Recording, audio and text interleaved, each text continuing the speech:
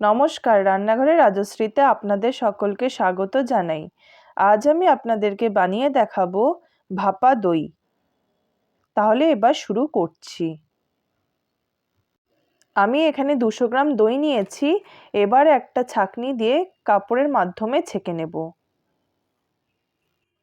এখানে আমি টক দই নিয়েছি। দই থেকে খুব ভালো করে জলটা ঝরিয়ে নেব।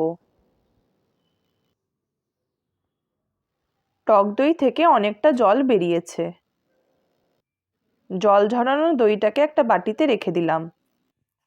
টক দইটাকে ভালো করে ফেটিয়ে নিচ্ছি।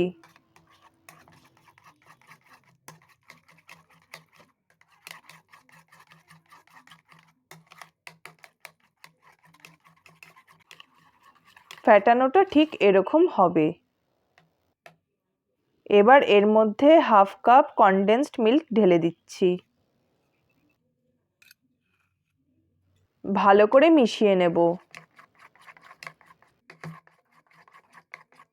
এবার বড় 1 কাপ দুধ কড়াইতে ঢেলে দিলাম।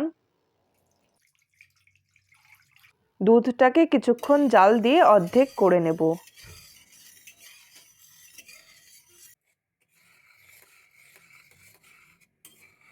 দুধটা অনেকটা ঘন হয়ে এসেছে। এবার এর মধ্যে মিষ্টি দিয়ে দেব।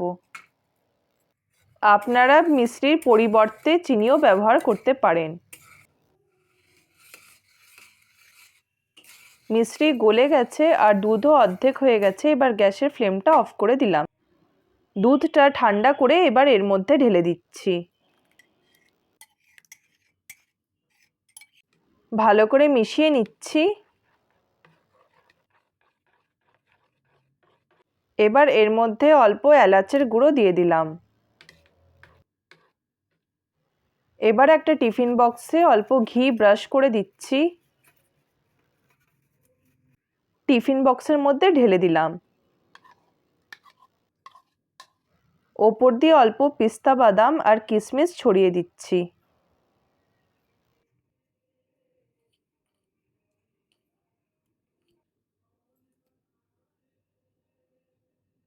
ওপর দিয়ে একটা ফয়েল পেপার ভালো করে চেপে লাগিয়ে দিচ্ছি।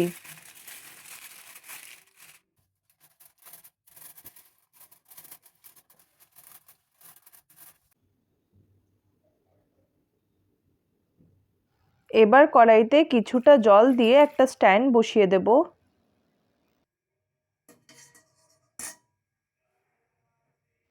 এর ওপরে এবার টিফিন বক্সটা বসিয়ে দিলাম।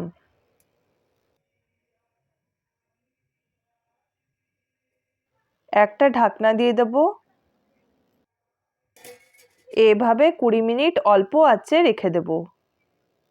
20 মিনিট হয়ে গেছে। এবার টিফিন বক্সটা নামিয়ে নেব। এবার ঠান্ডা করে ফ্রিজে 2 ঘন্টার জন্য রেখে দেব।